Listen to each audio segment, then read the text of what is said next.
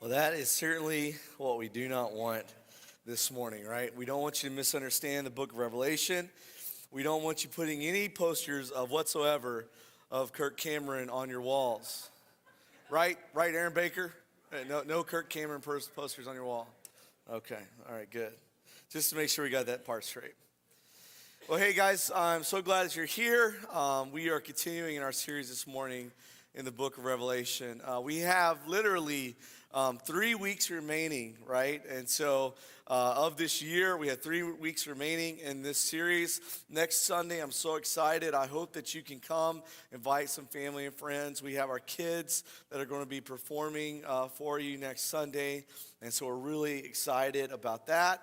And we want to support them. And so they're going to be here. They're going to kind of give our message. I'll kind of wrap everything up, but they're going to give our message next Sunday.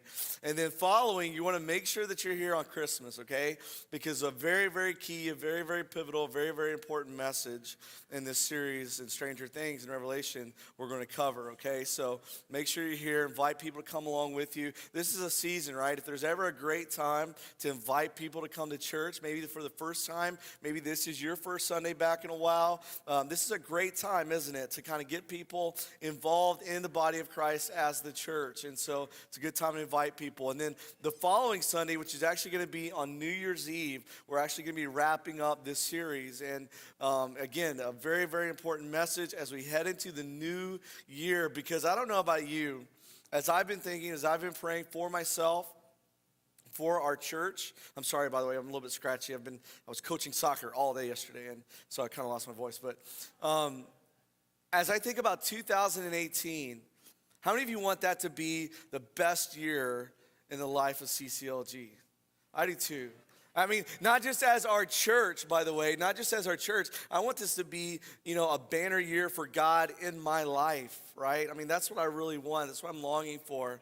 And so we need to start that out right. We need to get our focus, our attention where it belongs, and that is Jesus. And so as we wrap up our series, that's what we're going to be doing on New Year's Eve. So that's just kind of a heads up, and be thinking about those things. As we continue our series this morning, Stranger Things, if you've been keeping track with us up until this very point, we're starting to kind of come down the home stretch, as it were. When you look at the book of Revelation, if you've read it, if you've been reading it along with us, this is the home stretch version of this. And if you've missed any of our previous messages, I really want to encourage you, go online, right? If you haven't yet downloaded our app, please do so. It's free. Go to Google, the Google apps, or you can go to the Apple Store and download it. And you can also watch all of our messages through that. It also has a Bible that you can look up things and keep up with what's going on.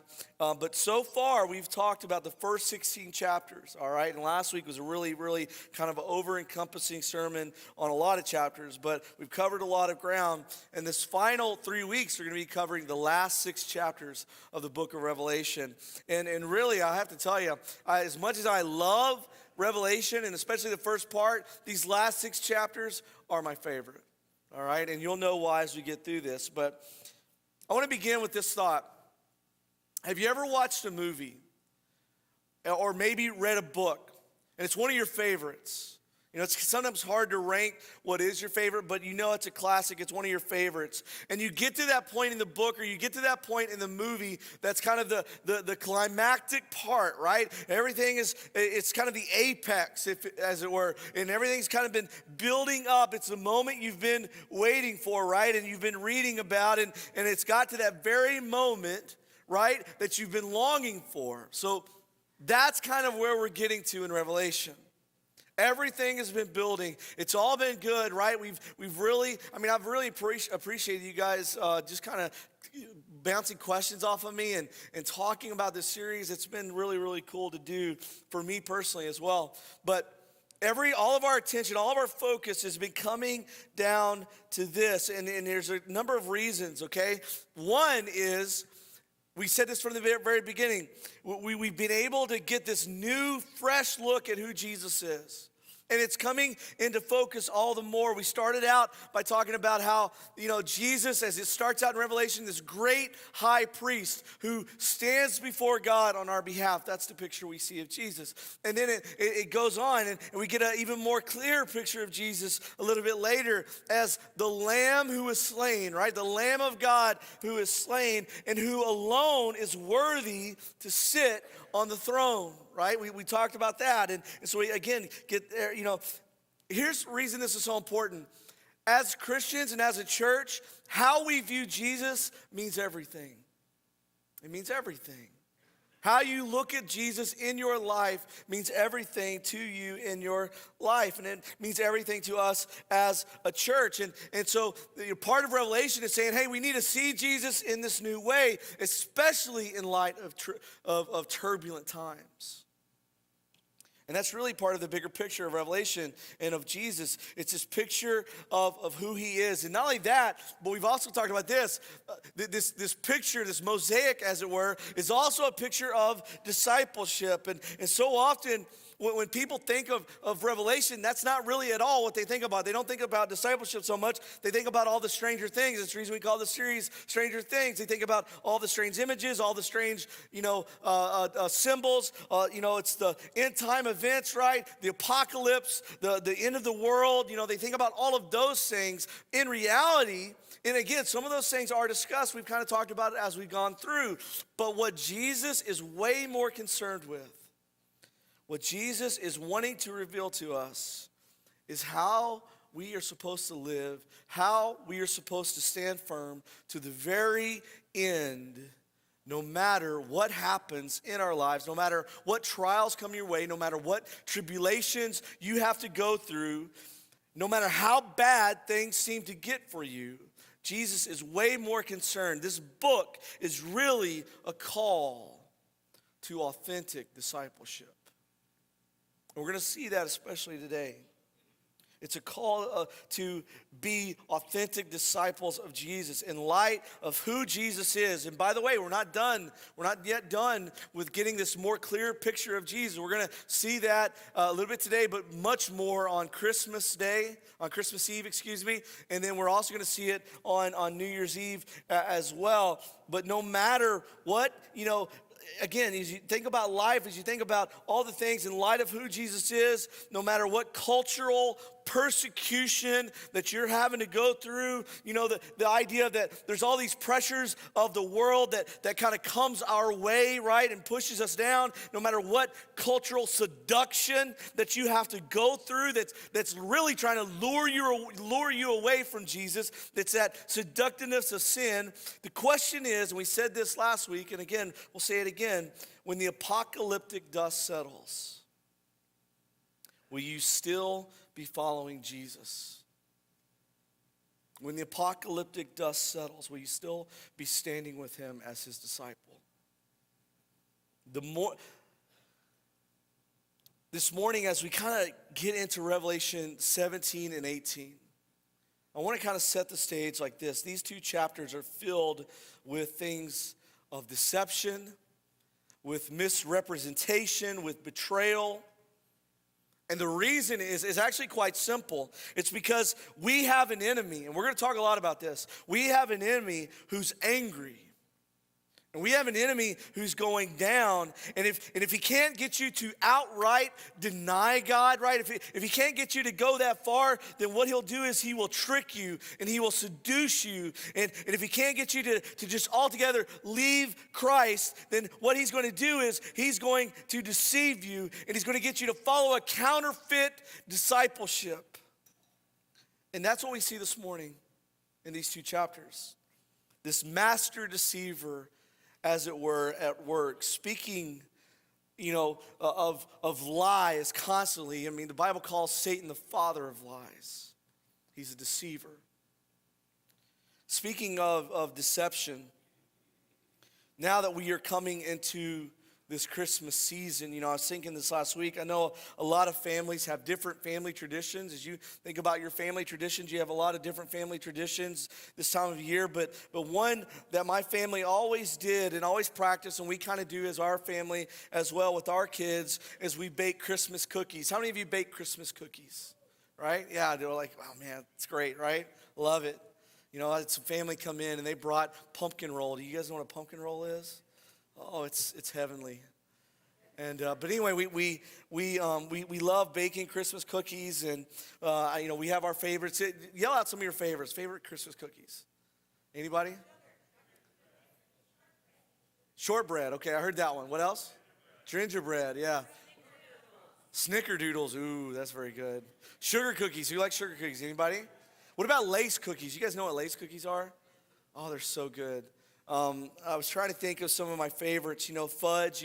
Any of you ever do fudge? My grandmother used to always do fudge for us. One of my favorite Christmas cookies.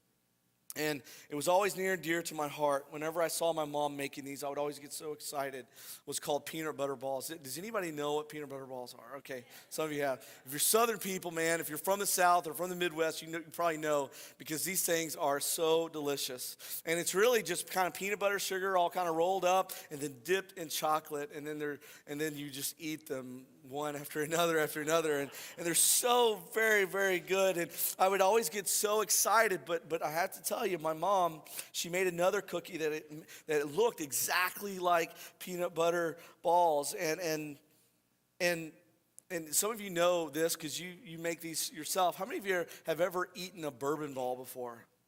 Some of you are like, I'm not going to admit that. It's talking about bourbon here. No. So my mom would make these bourbon balls too, and so. And she'd usually make them around about the same time. And I can remember one Christmas, I saw her making cookies, and I could smell it, and I was so excited. I come running in, and she had them all laid out right on a cookie sheet. And so I grab one up, and I pop it in my mouth, and I start to chew on it. And I'm already salivating because I wanted it so very, very badly. All the time, my mom is watching in the distance. She sees what I'm doing. She knows exactly what I'm about to do, and she's just watching. And so I begin, as I'm chewing this thing up, this disgusting, taste started emanating every part, right? Coming through my nostrils, everything. And it was not a peanut butter ball that I was eating. It was a bourbon ball. And so just as immediately as I stuck that thing in my mouth, I began to spit it out everywhere, right? And it was so nasty. Never again did I ever do that same thing and be deceived by my mother when she's making Christmas cookies. I always ask in advance, hey, what are these? I was never deceived. And here's my point. I was thinking about that this last week. That's pretty much kind of what's going on here in chapter 17 and 18, because as we get into this, we get exposed to two very different figures. And one of them is a woman.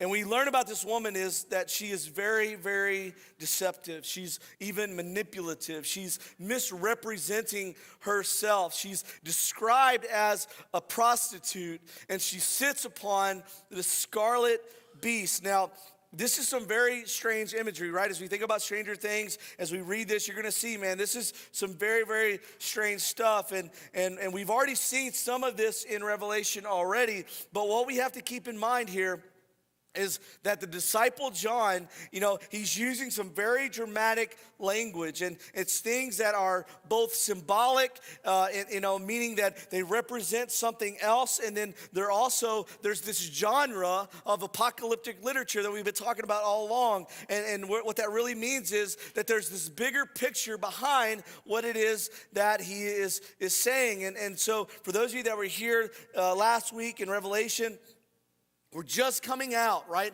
of these cycles of seven, right? These cycles of seven judgments, 7 seals, 7 trumpets, 7 bowls. And we said this, God's judgment is really just his way of realigning things, realigning his creation. It's like when you take your car into the shop because it's pulling too hard to the left or it's pulling too hard to the right? You got to get it aligned, right? You got to get it fixed. And so this is God's judgment. He's realigning his creation. Things have gotten all out of alignment because of sin, and so his judgment is straightening it out. And now we get to Revelation chapter 17. And keep in mind, we're not out of the realm of Stranger Things here. It's going to be some very strange imagery here. And so we're going to try to demystify some of this stuff. And I kind of like it like this. It's kind of like riding on a roller coaster. How many of you like roller coasters? Let me see. I used to love roller coasters. Now I can't ride them without getting a migraine, it seems like. But I used to love roller coasters, and it's kind of like a roller coaster, It's like you're kind of going up to the top, right? And there's all this click, click, click, click, click, You get up to the top, and you're looking down, you're like, whoa, And so this is kind of what this is like. And so occasionally, here's what I want you to do. I just want you to look to the person next to you and be like, are you still here? Are you okay? Roller coasters like that. You got to check the person next to you. Are you okay? You're not going to throw up, are you? Don't do that, okay? So stick with us here. Chapter 17, you got your Bibles. You got the app open there. Look at chapter 17, verse 1. It says, one of the 7 angels who had the 7 bowls came and said to me, come, I will show you the punishment of the great prostitute who sits by many waters. With her, the kings of the earth committed adultery, and the inhabitants of the earth were intoxicated with the wine of her adulteries. Then the angel carried me away in the spirit into a wilderness. There I saw a woman sitting on a scarlet beast. And I'll just tell you real quick, this is the same woman. She's sitting on a scarlet beast that was covered with blasphemous names and had 7 heads and 10 horns. The woman was dressed in purple and scarlet and was glittering with gold, precious stones and pearls. She held a golden cup in her hand filled with abominable things and the filth of her adulteries.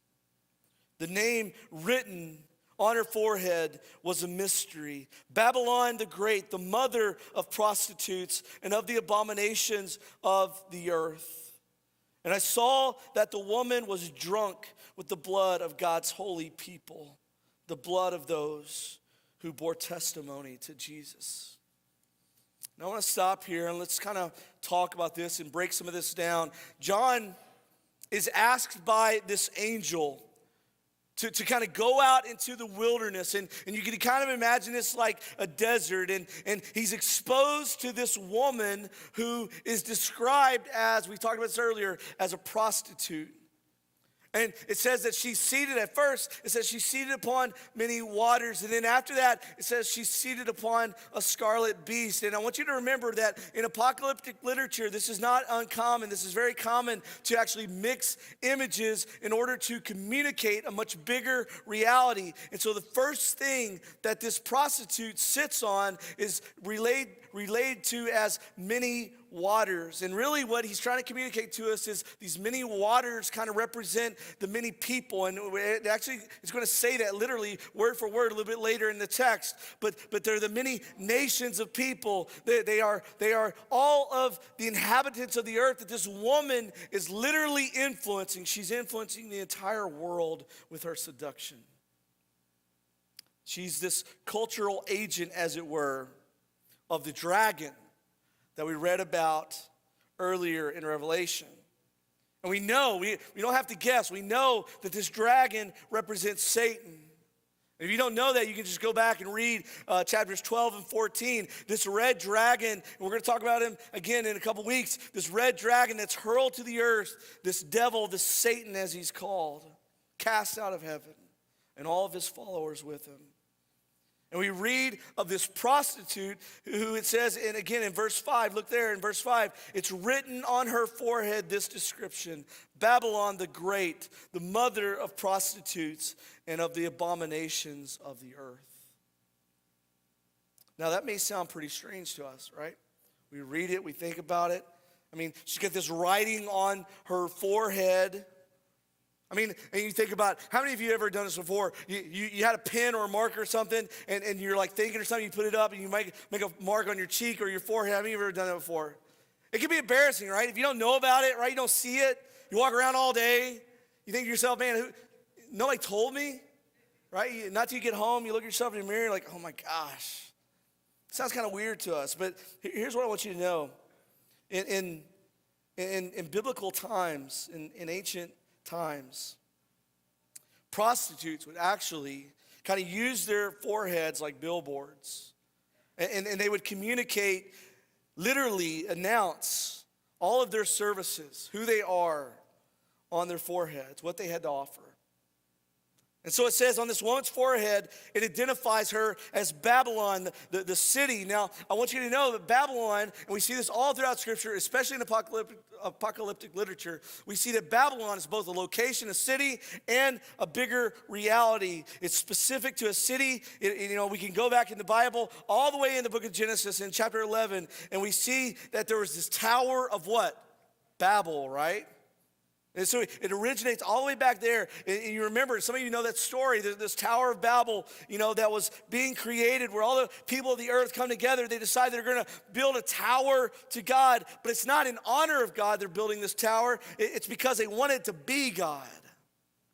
That's where Babylon comes from.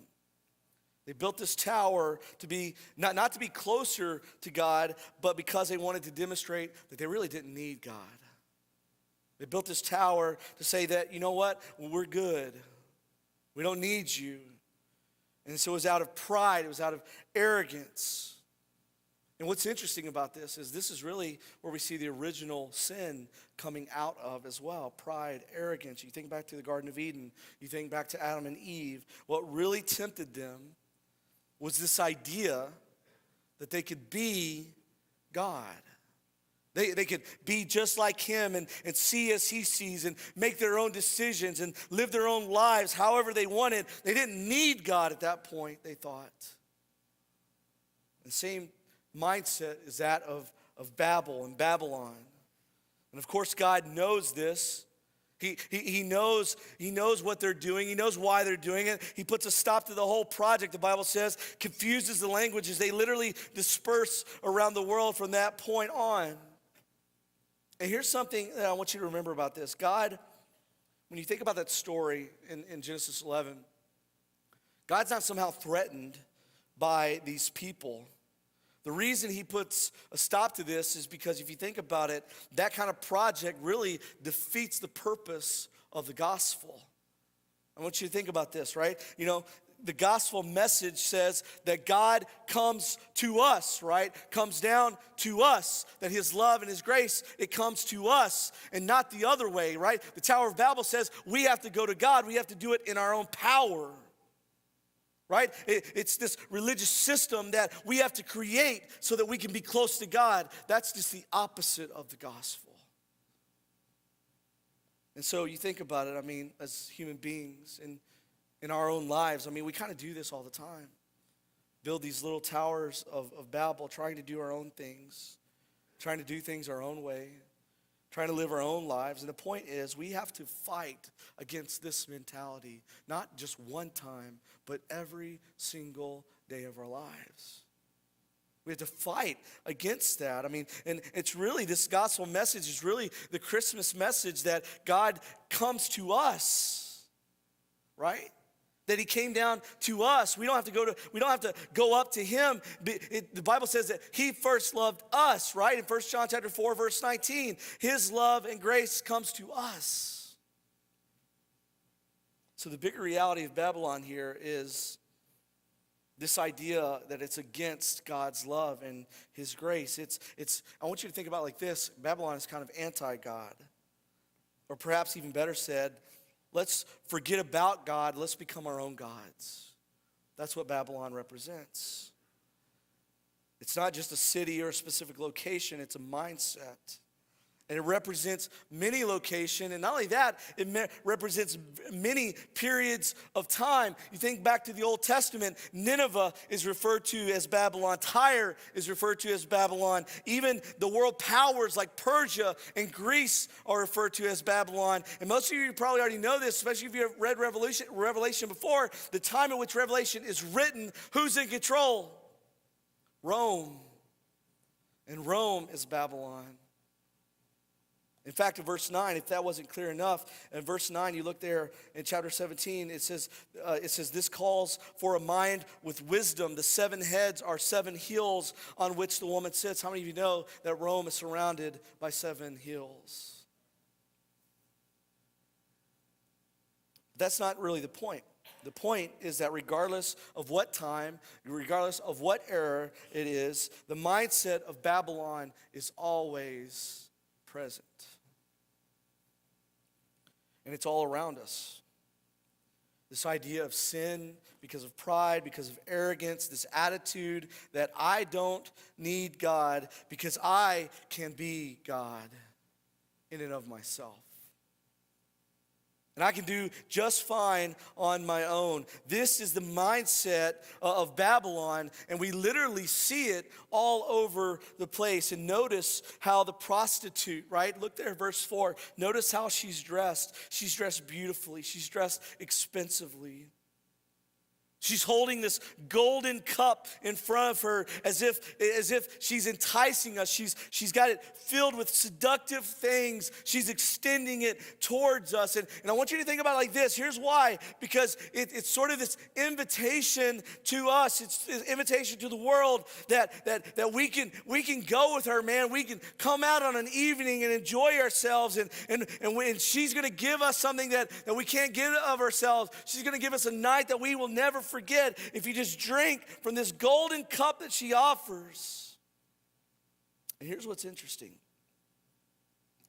Once you drink it, we just read about what's inside of it, you begin to realize that this once enticing, seductive thing, I want you to think about this in reality of our world today. The seductive thing is nothing more than abominations, and the Bible describes it as filth. The drink she's holding is vile. It's death. I was thinking this last week, and this is not a very pleasant memory for me. I grew up loving milk, like loving it. Like I would come in from practice, basketball, football, baseball, it didn't matter. And I would literally just grab up the jug of milk and I would just turn it up because I loved it so much. And when I was hot, I loved it. It was cold, it was so great. I remember one time, I didn't pay a lot of attention and I run into the house and I was so thirsty and I grabbed up the jug of milk and I began to drink it. And about my second gulp of it, I realized this is sour. Curdled milk. It's the most disgusting thing ever. And I just began to throw up right all over the floor. I mean, it was so disgusting. That's what I think of when I read this. It looks good, what this prostitute is offering. But what it's filled with, this cup, is things that are unspeakable. It's things, if we had to be honest this morning, it's things we like to keep in the dark. It's things that we like to keep secret. It's things that we are embarrassed about, to talk about. And had we even known, right? And some of you know where I'm at on this because I'm very guilty of this. Had we even known the outcome of some of those kinds of things, we would have never lifted the cup to our lips. But that's how deceptive she is. It looks good. You take a drink. You realize that would be nothing you would ever set near your mouth. And then look at verse 6. Look at the description there. She is drunk with. What does it say? She's drunk with the blood of the saints. And if this doesn't alarm you, it should. Who are the saints? We are. We are the saints. Some religions have really kind of messed up our view of what saints are. But according to the Bible, according to the New Testament, as Christians, we are the saints. Not because of, don't get me wrong, it's not because of anything of ourselves, it's not because anything we could attain of ourselves, it's all because of Jesus. The reason you are called a saint is not because of yourself or anything you can do for yourself, it's because of Jesus. And sure, let me just tell you, this is also a reference to martyrs, those that have literally laid down their life for Christ. But saints are all of us. She's getting drunk on the blood of those who claim to be followers of Jesus. Unfortunately, in many cases, it's people who profess an allegiance to Jesus at some point in their life, but this prostitute, She has lured them away into temptation and into sin and into pride and has actually, if she's drinking on their blood, then you better believe they've given all their life to it and their lives have been ruined by it. Now, the next image that we come to is here of a beast. And we know this too, it's very clear. The beast represents, as it were, this anti-Christian establishment, really probably government, both past, present, and future. And here's kind of how I want you to think about this. The beast is sort of like the political agent of the dragon. What did I say about the prostitute? She is she represents the cultural agent of the dragon, right? And they're all working together. They're all doing this. The dragon is behind them. He's looking out, and they are doing his bidding. He's the puppet master, okay? And they're just on strings, and he's pushing the agenda. And I just want you to know, he has no loyalty to them because he is the master of lies and deception. And he's only using them to an end. And so you've got this prostitute, right? Representing cultural seduction around us. And boy, when you think about where we live in this country and all the great things of this country, all the things we love and appreciate about where we live, think about America in this way, in this cultural seduction. If the enemy can't persecute us overtly, and you know this, right? We've talked about this before. Did you know there's still more persecution today than even in New Testament times? Just because we don't experience it here in our country the way that other countries do, I want you to know that this is still happening, right? But you think about our country and the cultural seduction that is really taking place in our country. You think about things like materialism, right? You think about things like greed and how, this American dream has really transformed and morphed into more things than it ever began as. And you think about the compromise of morals and the lack of convictions. You see, all that Satan wants, all the dragon wants, is for us to take our eyes off of Jesus, to take our focus off of that just a little bit, just to get to the point where you are wandering just a little bit off of God's path for your life. That's all that he wants, to take your hand off embracing Jesus, as it were, right? We talked about that earlier in worship, but take your hands, just one hand. You don't have to have both hands, just one hand to reach out, to grab that golden cup and to take a drink. You can hold Jesus with the other one. Isn't that a picture? You see, he'll get us to put one foot in this world and one foot away from God. And he'll get you to be a Sunday Christian, but then live the rest of the days of the week however you want. And he'll get you to think like Babylon thinks. And you may do religious things, but your heart's not in it. You don't have a relationship with Jesus. You look it and act it, but you don't. In fact, I would say right now, because I know this, that there are some here, some listening, where you are being seduced away from the wisdom of God in your life. And let me just tell you, listen, this is so important. It's subtle. It doesn't happen all at once. This dragon, he is very crafty, he is intelligent, and he knows you better than what you think. He knows your weaknesses, he knows the buttons that he needs to push, and when he needs to push those buttons, and let me just say, it's such a slippery slope.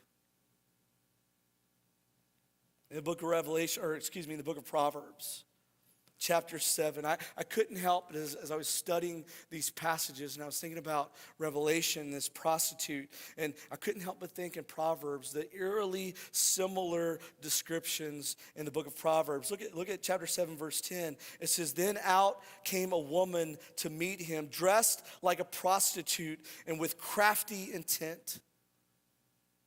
She is unruly and defiant. Her feet never stay at home. Now in the street, now in the squares, now in the corner, she lurks.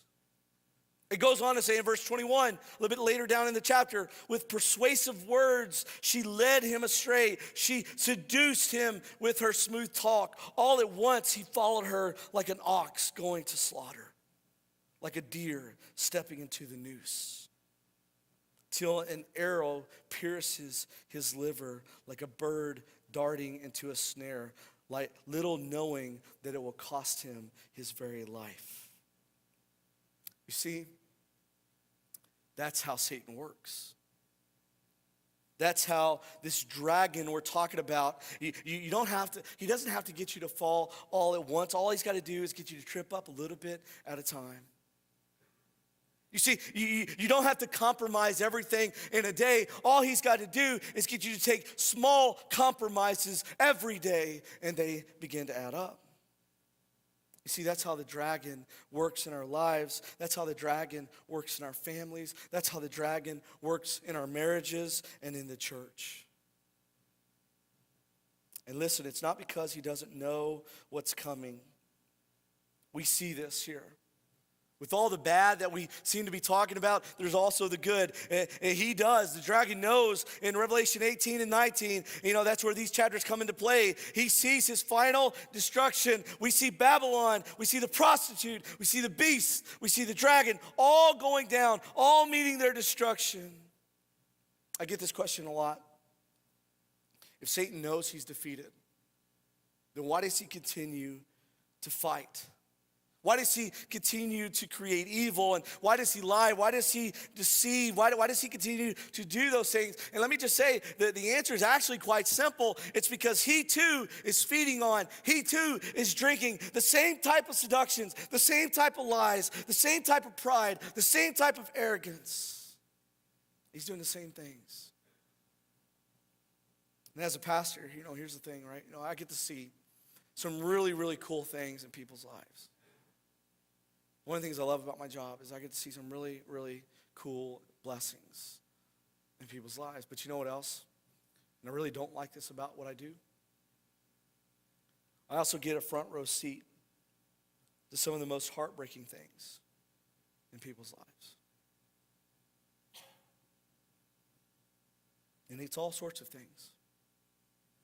It's families in turmoil. It's marriages that are on the rocks. It's people making one bad decision after another after another. It's those stuck in addiction. And the big picture, the thing that we need to understand of why these things are happening. Look at verse 3 of chapter 18 there. It says, "For all the nations have drunk the maddening wine of her adulteries. The kings of the earth committed adultery with her, and the merchants of the earth grew rich from her excessive luxuries." I read that verse and it just spoke to me, and I was like, oh my goodness. How much heartache, how much pain, how much suffering could we account for all of the drunkenness? All of the adulteries and the cheating and all of the excessive living and the seeking lavish lifestyles. Don't be seduced by those things. You know why? Let me just tell you. You know why this woman is pictured as a prostitute? Let me just kind of talk about that for just a moment here. It's because the very essence of a prostitute is that she has something to offer that's counterfeit. I mean, think about it. A prostitute offers counterfeit intimacy and fantasy. A prostitute offers counterfeit love. It's not real. It's not authentic. It looks good on the surface, but on the inside, it's full of nothing but vile things, nothing but death and decay. And the point here is that it will only lead you to your ultimate demise. By the way, you remember what Jesus, one of his biggest gripes, if Jesus were to tell us right now, standing up here saying, hey, this is one of the things that I talk to you most in the New Testament about, his biggest gripes are against who?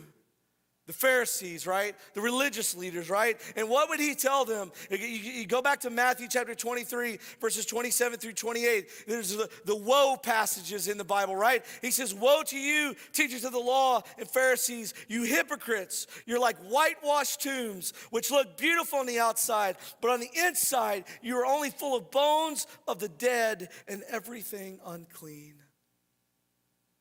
In the same way, on the outside, you appear to people as righteous, but on the inside, you are full of hypocrisy and full of wickedness. You see, these Pharisees, they practiced counterfeit religion, and Jesus hated it. One of his biggest and most hated things in his ministry. It was fake. It wasn't real. And Jesus warns us over and over again, do not be like them. Do not be counterfeit. Do not follow me in a way that looks like you are, but then don't do it. In Revelation 18, we really get this picture because this is kind of the final call here, right? He says, I don't want you to have a counterfeit faith. I don't want you to be a counterfeit church. Look at verse 4. Here's our call. He says this, come out of her, my people. Right? What is the church? What does the name of the church mean? We are the called out ones.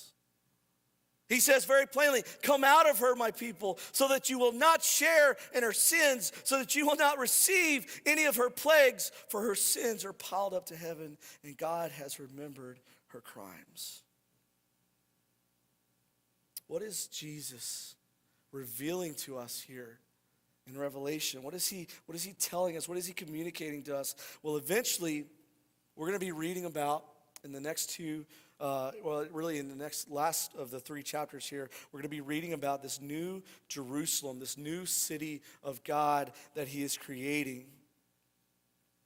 And it's in direct contrast to the city of Babylon, you see, the anti-God city. You have the city of God in the New Jerusalem and the anti-God city in Babylon. There's also, we read about, one woman that's sitting on this beast, right? That's full of deception and lies. She's a prostitute, right? And then we also know about another woman in the Bible that is also referred to as the bride of Christ. Who's the bride of Christ? We are the church. And so you got 2 women as well, and they are the opposite of each other. Right? When you think about the church, when you think about who we are and who we represent in Christ, right? We're opposite. And so here's the question that we have to answer today is which woman are we going to be married to? It's which reality, which city are we going to live in? And that's what we have to answer out of this. That's what the big message here is. That's what he's communicating to us. And they are opposite of each other. And you have to, listen, you don't have a choice. You are going to be a resident of one of these cities. You are going to be married to one of these women. And the question is, who is it going to be? Father, I just want to pray right now and